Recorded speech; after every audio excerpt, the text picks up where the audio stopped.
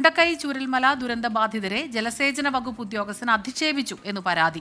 ജലസേചന വകുപ്പ് Karapuzha assistant executive എഞ്ചിനീയർക്കെതിരെയാണ് ദുരന്തബാധിതർ കളക്ടർക്ക് പരാതി നൽകിയത്. ജലസേചന വകുപ്പിന്റെ ക്വാർട്ടേഴ്സിൽ കഴിയുന്ന ദുരന്തബാധിതരെ അധിക്ഷേപിച്ചു എന്നാണ് പരാതി.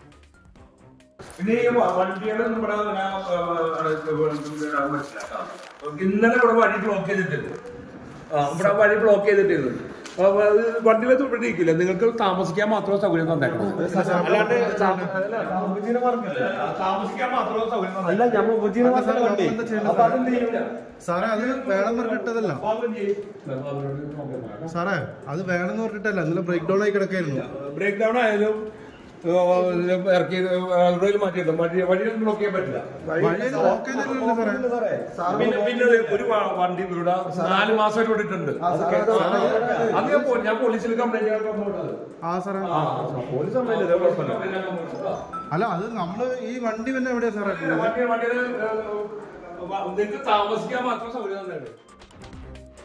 സുർജിത് അയ്യപ്പത്താണ് ചേരുന്നത് വയനാട്ടിൽ നിന്ന് വിവരങ്ങളുമായി. സുർജിത്, അല്ലെങ്കിൽ തന്നെ അവരുടെ ഒരു അവസ്ഥ നമുക്കറിയാവുന്നതാണ്.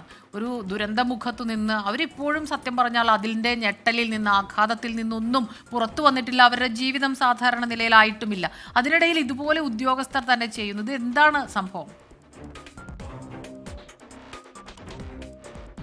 ഈ കൽപ്പറ്റ SP ഓഫീസിനടുത്താണ് ഈ കാരാപ്പുഴ ഇറിഗേഷൻ ഓഫീസുള്ളത്. അതിൻ്റെ കോമ്പൗണ്ടിലുള്ള ക്വാർട്ടേഴ്സുകളിലാണ് 12 കുടുംബങ്ങൾ താമസിക്കുന്നത്. ചൂരൽമലയിൽ നിന്നും മുണ്ടക്കയിൽ നിന്നും ഉൾപ്പെടെയുള്ള കുടുംബങ്ങൾ ഇവിടെയുണ്ട്.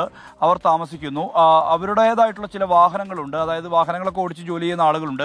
ആ വാഹനങ്ങൾ കോമ്പൗണ്ടിൽ കിടക്കുന്നതുമായി ബന്ധപ്പെട്ട് നേരത്തെ അസ്വാരസ്യങ്ങളുണ്ട്. ഒപ്പം തന്നെ ഈ കുട്ടികൾ മഴയത്ത് ഓഫീസിൻ്റെ ഇറയത്ത് കയറി വന്നപ്പോൾ മോശമായ രീതിയിൽ സംസാരിച്ചു എന്നുള്ള ഉൾപ്പെടെയുള്ള പരാതികൾ ഇവർ പറയുന്നുണ്ട്. എന്തായാലും അസിസ്റ്റന്റ് എക്സിക്യൂട്ടീവ് എഞ്ചിനീയർക്കെതിരെയാണ് ഇതുമായി ബന്ധപ്പെട്ട പരാതി ഉയർന്നിട്ടുള്ളത്. ഇതുമായി ബന്ധപ്പെട്ട ഒരു ദൃശ്യവും പുറത്ത് വന്നിട്ടുണ്ട്. കളക്ടർക്ക് ഇന്ന് ആ ദുരന്തബാധിതരായിട്ടുള്ള ആളുകൾ പരാതി നൽകിയിട്ടുണ്ട്. കഴിഞ്ഞ ദിവസം ഒരു വാഹനം ഈ ബ്രേക്ക് ഡൗൺ ആയി ഈ റോഡരികിൽ കിടന്നിരുന്നു. പക്ഷേ എന്നിട്ട് വാഹനങ്ങൾ പോകാനുള്ള സൗകര്യം ഉണ്ടായിരുന്നു എന്നുള്ളതാണ് ദുരന്തബാധിതർ പറയുന്നത്. അങ്ങനെ അവിടേക്ക് കടന്നു പോകുമ്പോൾ ഇതിനിടെ ഈ ഉദ്യോഗസ്ഥൻ ഇവിടെ താമസിക്കാൻ മാത്രമാണ് അനുമതിയുള്ളൂ, മുണ്ടക്കയിൽ നിന്നും കൊണ്ടുവന്ന മാലിന്യങ്ങൾ ഉപേക്ഷിക്കാനുള്ള സ്ഥലമല്ല ഇത് എന്നുള്ള രീതിയിൽ അധിക്ഷേപ സ്വരത്തിൽ സംസാരിച്ചു എന്നുള്ളതാണ് പറയുന്നത്.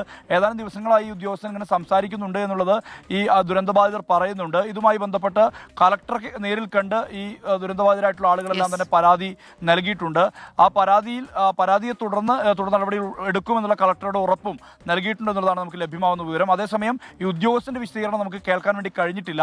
എന്താണ് ഇതിനകത്ത് അദ്ദേഹത്തിന്റെ നിലപാടെന്ന് അറിയാൻ വേണ്ടി കഴിഞ്ഞിട്ടില്ല എന്നുള്ളതാണ് പ്രധാനപ്പെട്ട കാര്യം. അതോടൊപ്പം തന്നെ ഈ സംഭവവുമായി ബന്ധപ്പെട്ട് ഏറെക്കാലമായി അവർ ഇവിടെ താമസിക്കുന്നുണ്ട്. ഇനിയും ഈ പുനരധിവാസം കഴിയും വരെ താമസിക്കേണ്ടിയിരിക്കുന്ന ഒരു സാഹചര്യം കൂടിയുണ്ട്.